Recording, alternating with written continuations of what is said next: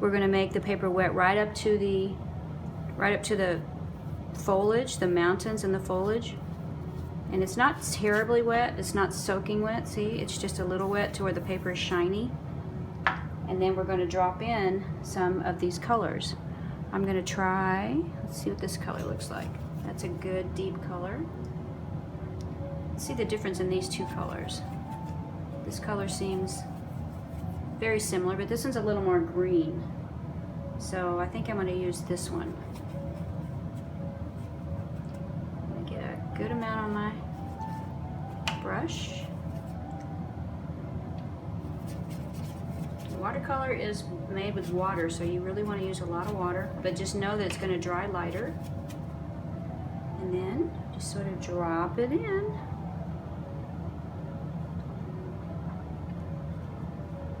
I can add water to my watercolor. And it doesn't really feel like it's dropping in that well. I want to get a little different blue. There's a blue over here we're not using. I'm going to drop that in too. I like that. I like that better. So we can just kind of drop in the sky, and you want it to be clouds, so you don't want it to be perfect. You want it to look cloudy. Anywhere that I stop, the line is it's gonna create a line, so I don't really want to stop unless I like it. So that's pretty much all I'm going to do for the sky. And when it dries, it's going to look very spontaneous.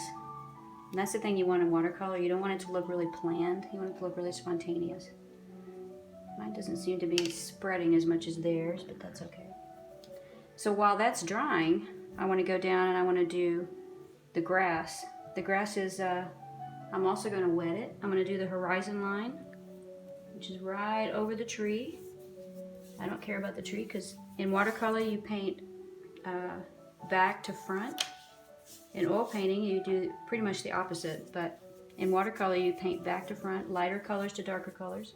So it doesn't matter that that tree is going to be right on top. Also, I can use my sponge maybe and get a little bit of this up because I don't want that to be too perfect. So I can dab it. Mostly I just want it to look happy and kind of free. So I'm going to get my colors, which are going to be a yellow. This is a better place to mix, or I can mix in here. I just use Crystal's water. Sorry, Crystal. So it looks like it's a yellow at the top, kind of an orange in the middle. So I'm going to get a little bit of red, mix it in here, make a little orange. So I've got my orange here, my yellow here, and then I already have a green. So I'm confident to go ahead and start. So I'm going to get my yellow first, and just lay it in.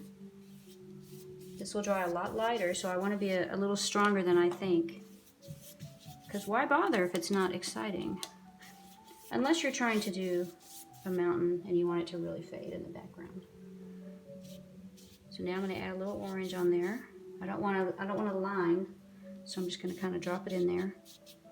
And an interesting thing to do with watercolor is to change the color as much as you can, because that helps it be interesting and vibrant. So mix a little green in here.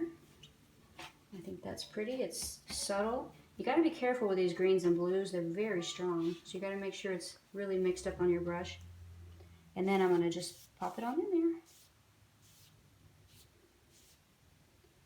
There's different brushes for different things. If I wanted to, I could use this brush to, you know, kind of, like I have a hair in there. I'm not going to worry about that. I'm going to let it just dry. But I can use this brush if I wanted a little bit more of a color in here and I wanted to have like a line in it. This is a fan brush. And that's all I'm going to do right now. Picking a color that's very transparent because I want something it's very see-through. And I'm going to get a little bit of water on here. And this is going to be my back mountain. Now my mountain is actually on top of my clouds, so there's a little bit of, I've actually gone over my mountains, so I don't know if we're going to need much in the back. These are my background mountains. And then this mountain is a little bit lower than the sky, so I'm going to scrub it so it's not quite so, what's the word? There's a lot of lines in there, and I don't want a lot of lines. So I'm going to kind of scrub it so I get that cloud business off. And then here's my second mountain. And it really doesn't matter. If I can't see it very well, just make it up as you go. So there's my first two. Now I'm going to make a mountain in front that's much darker. And I'm thinking of even, this is a really dark color.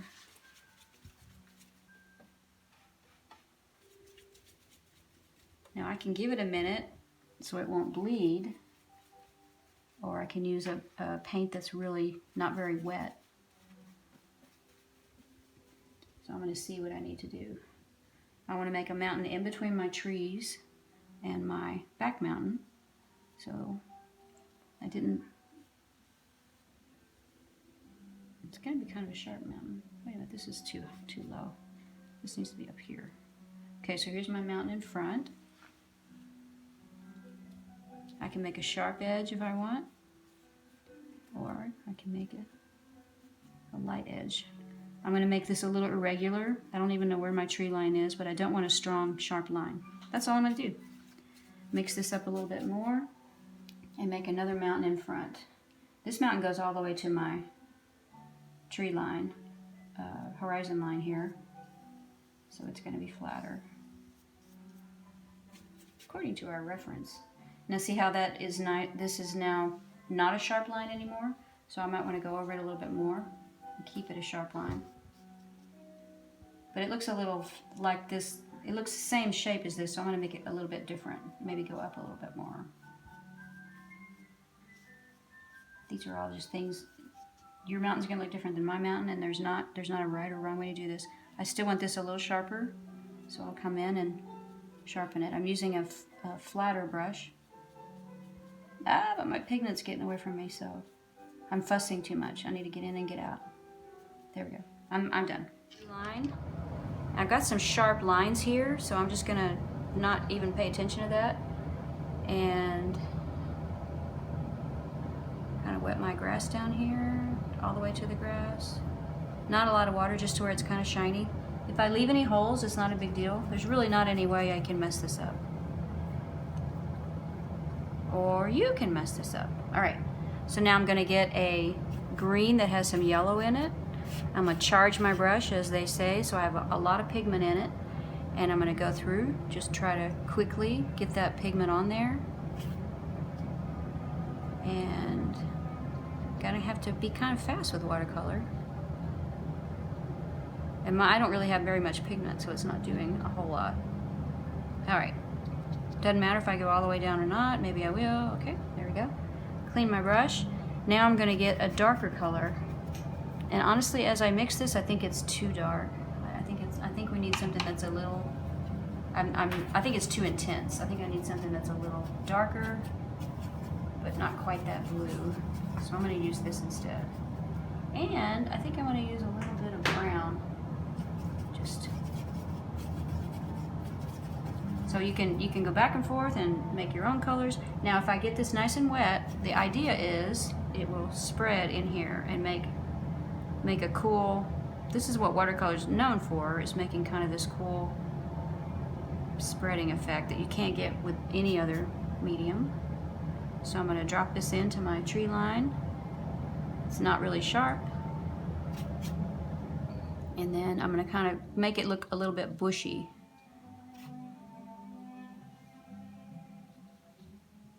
So that we can still see the yellow through it. Now if I want to make a few strokes, up and down strokes, I don't know, I think I ought to just kind of leave it. If I squint and I see like little holes that I don't like, I can't really paint them. But what I can do is I can gently drop color into them. But they're gonna make those little holes no matter what I do. So I'm just gonna try to not worry about it too much. But if you want to squint at your work, you can kind of see a little bit about how it will dry. Now there's nothing wrong with what I've done. If there is, I can come back and do it later. Right now we want the little happy accidents. So I'm going to go to the other side now. This is kind of dry, and I'm going to make a dark mountain, a dark tree line rather, back here. It's off in the distance. It's not going to be, there's not a lot of detail to it. I'm not putting the yellow in because it's kind of far away. Well, I might put some yellow in. So let's see what happens if I put the dark in first, like Krista was saying, and then I put the yellow and light on top. Let's see what happens then. It's about the same. So I'm just gonna leave that, and that's all I'm gonna do. And I want it to be more roundish.